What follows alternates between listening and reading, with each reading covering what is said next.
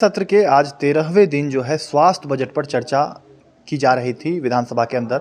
वैसे में स्वास्थ्य मंत्री जो है सरयू राय जो विधायक हैं उनके सवालों पर जवाब दे रहे थे, लेकिन बदले में सरयू राय ने भी कई सारे आरोप लगाए हैं। लेकिन आज स्वास्थ्य मंत्री बन्ना गुप्ता ने विधानसभा से बाहर निकलकर क्या कुछ बयान दिया है, वही भाजपा के विधायक समरी लाल ने किस तरीके से जो है स्वास्थ्य विभाग पर, स्वास्थ्य मंत्री पर आरोप लगाए हैं और किस तरीके से जो है एक कंपाउंडर जैसी बात कह दी है कि स्वास्थ्य मंत्री है लेकिन उनको कंपाउंडर की भी नॉलेज नहीं है, कंपाउंडर की भी डिग्री नहीं है, भाजपा के विधायक समरी लाल ने कहा डाला है। बदले में स्वास्थ्य मंत्री जो बन्ना गुप्ता है उन्होंने क्या कुछ जवाब दिया है सदन से बाहर निकलकर, यह कुछ देखिए।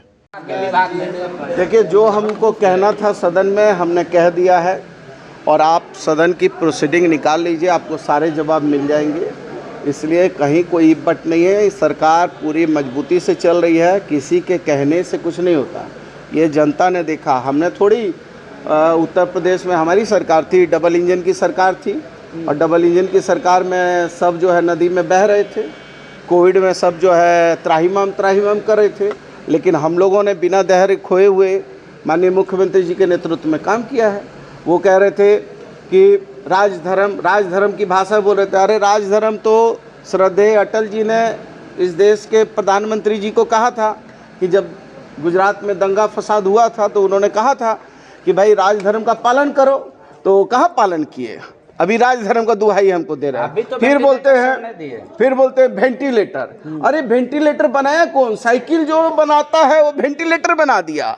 अब आप बताइए कि वेंटिलेटर बनाने वाला आदमी वो वेंटिलेटर अप डाउन कर रहा। कभी कभी देखे ऐसा बल्ब को, उसमें ये रहता है। नहीं, भाग क्यों करता मालूम है? फ्यूज जब गड़बड़ हो जाता है, अर्थिंग, तो हवा आता है तो अर्थिंग चिपकता है तो जोर से बल्ब जलता है, अर्थिंग हट जाता तो बुझ जाता है। तो भग भुक वाला को हम किसी का जान नहीं ना लेंगे। तो केंद्र सरकार घटिया वेंटिलेटर बिल्कुल केंद्र सरकार का वेंटिलेटर, जब ट्रामा के जो चीफ हैं वहाँ के प्रधान हैं भट्टाचार्य जी ने प्रधानमंत्री को वीडियो कॉन्फ्रेंसिंग में कह दिया कि ये वेंटिलेटर जो है फ्लक्चुएट करता है, ये आदमी का जान के लिए सुरक्षित नहीं है, तो उसको क्या करेंगे। अब एक माननीय विधायक कहता है कि साहब गोली नहीं निकल रही है। अरे भाई, गोली आप डॉक्टर नहीं ना हैं, डॉक्टर जो है वही ना बताएगा। मान लीजिए गोली निकालने में किसी की जान चली जाएगी और डॉक्टर कह रहा नहीं अभी स्टेबल है, इसको रोक के हम थोड़ा ठीक होने के बाद ही ऑपरेशन करेंगे, तो चिकित्सक का काम चिकित्सक को करने दीजिए। और वो स्वास्थ्य मंत्री बने हैं, स्वास्थ्य मंत्री बोले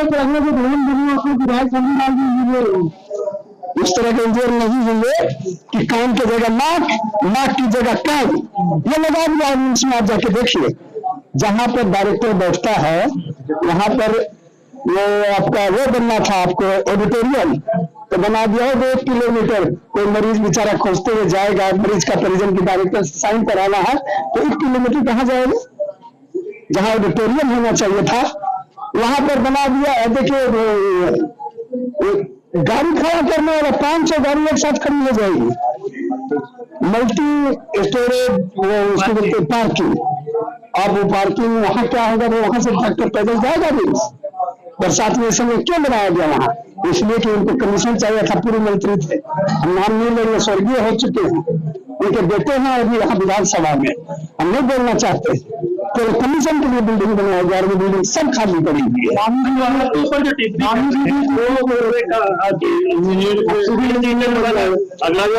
अरे हम तो एमए पास हैं और रांची कॉलेज, और इसमें एक ही यूनिवर्सिटी होती थी, रांची यूनिवर्सिटी है, और मैं रांची कॉलेज का इलेक्टेड जनरल सेक्रेटरी चुनाव जीता 66 IPL में। हमारे अंदर तो योग्यता भी है कि हम बन भी सकते हैं, लेकिन आप तो कंपाउंडर भी की योग्यता नहीं रखते और स्वास्थ्य मंत्री बनेंगे। अपना तो देखिए। मैंने यही कहा कि मैंने दवा घोटाले में जो सवाल पूछा है कल उनको उत्तर देना है, इसलिए मैं उसके बारे में चर्चा नहीं करूंगा। कोविड की चर्चा हो रही है। कोविड प्रोत्साहन राशि लेने के लिए इन्होंने अपना भी नाम भेज दिया, अपने सेक्रेटरी का नाम भेज दिया और मंत्री सचिवालय से 60 लोगों का नाम भेज दिया। फाइल पर है, दस्तखत है इनका भी। मैंने ही पूछा था कि मंत्री सचिवालय में कितने लोग पदस्थापित होते हैं, तो ये कह रहे हैं कि आप कैसे निर्णय करिएगा कैसे पदस्थापित होते हैं। तो मैंने यही कहा था कि एक तो कोविड प्रोत्साहन राशि में आपने घपला किया है, इसके बारे में पिछले मानसून सत्र में अगस्त में मैंने सवाल किया था जवाब हाउस में नहीं दिया। विधानसभा सचिवालय ने 4 बार रिमाइंडर दिया है कि भाई हमारे प्रश्न का जवाब तो दे दीजिए, आज तक जवाब नहीं दिया। तो हाउस में जवाब नहीं देता है और बाहर में डोरंडा थाने में हम पर ये मुकदमा कर देते हैं कि हमने इनके ऑफिस से कैसे कागज़ प्राप्त किया, चाईबासा में जाके मानहानि का मुकदमा कर देते हैं। मैंने ही पूछा था कि आप सदन में तो बता दीजिए जो मैंने पूछा है, तो उसी पर अपना उखड़े हो। जो कहना था उन्होंने कहा, मैंने कहा है कि स्पीकर महोदय आप एक समिति सदन की बना दीजिए, मैं बात रखता हूँ, वो भी आ जाए, ये रखते हैं वो भी आ जाए, कौन दोषी है ये पता चल जाएगा। इस अगर आपको बड़ा सम्मान दिया, उन्होंने कहा कि सरयू राय जी के लिए केवल आदरणीय शब्द का इस्तेमाल किया। अब आदरणीय शब्द उन्होंने भावना से कहा कि व्यंग में कहा, क्या कहा ये तो वही समझेंगे। और उन्होंने उसके बाद कहा, उससे लोग मीमांसा कर सकते हैं कि उनका इंटेंशन क्या था उसको कहने में। सवाल ये है कि आज बजट सत्र में जो सरकार की तरफ पटना गुप्त भाषा सरयू राय, हम कहाँ किसी से लड़ने वाले आदमी हैं, हम तो सीधा साधा सबका सम्मान करने वाला आदमी है जी। मैं मुद्दों की बात कर रहा हूँ। जब जो विषय है वो विषय सब्जेक्ट जो आया सदन पे उस पर जवाब दिए हैं। चलिए तब सवाल सीधा सीधा लीजिए, सीधा सीधा जवाब दीजिए। तो आप अपने कलम से 60 आदमी को बोलते हैं प्रोत्साहन राशि दीजिए, इंक्लूडिंग में अकाउंट नंबर भेजते हैं। सवाल का जवाब आप कहते हैं कोर्ट में देंगे, सदन में नहीं देते। पिछला समय का बोल रहे हैं आपको मनमानी मिल चुकी है राज्य सरकार के तरफ से, स्वास्थ्य विभाग को आप हाँक के चला रहे हैं, जैसे मन कर रहा है वैसे नियम कानून ताक पे रख दिए। इतने हम बलशाली हैं या इतने हम क्रूर आदमी हैं, इतने सरल सहज सबसे मिलनसार, कभी हमको देखा है आज तक तनाव में? हंसते हुए मिलते हैं, हंसते हुए बात करते हैं, सबका सम्मान करते हैं, यही तो हमारी संस्कृति है। लेकिन सदन है, सदन में तो जवाब देना होगा, सरकार के पक्ष में मजबूती से बात करनी होगी। यदि बात सरकार युवाओं की सरकार है, मजबूत सरकार है, बहुमत की सरकार है, गठबंधन की सरकार है, तो हमने मजबूती से अपनी बात रखी है, इसमें बुरा क्या है? तो बोले जुलाई का जवाब क्यों नहीं दे रहे हैं सदन में? अरे भाई जो सदन की बात है सदन में किया है, जवाब दे रहे हैं, जवाबें तो दे रहे हैं, कहाँ जवाब नहीं दिया? बिना जवाब दिए, बिना जवाब दिए इतना कैमरा आप लोग लगा देते। बजट आपने कहा हम डरेंगे नहीं, तब तक आप कह रहे थे हम पिछड़े का बेटा डरा रहते हैं। आज आपने कहा सरयू राय को कि हम डरने वाले नहीं हैं आपके जैसे सवाल से। अब आपसे डरेंगे नहीं। अब आप लोग मतलब कोई एक ऐसा खाली बागे है का कोई कि खाली एक ही आदमी का नाम हुआ? कितना 11 गो आदमी ये किया, मतलब समरी लाल दलित का बेटा, कमजोर वर्ग का बेटा, उसका नाम ही नहीं बोलेगा प्रेस वाला? वो कितना अच्छे से क्वेश्चन किए हैं, उनका नाम भी बोलिए। उन्होंने तो कह दिया कि कंपाउंडर का डिग्री नया स्वास्थ्य मंत्री बने हुए। अरे तो अच्छा ना है, क्या दिक्कत है? यदि मैं चिकित्सकों के लिए कंपाउंडर की भूमिका में खड़ा होकर अपने चिकित्सकों को मदद करूं तो इससे बढ़िया क्या होगा? ये बढ़िया चीज है। सवाल का जवाब क्यों नहीं देना चाहते आप? देंगे कोर्ट में। मंत्री का जो प्रतिवेदन है स्वास्थ्य विभाग का, बिल्कुल वो तथ्य से परे है, बिल्कुल असत्य चीज़ों का वो संग्रह है।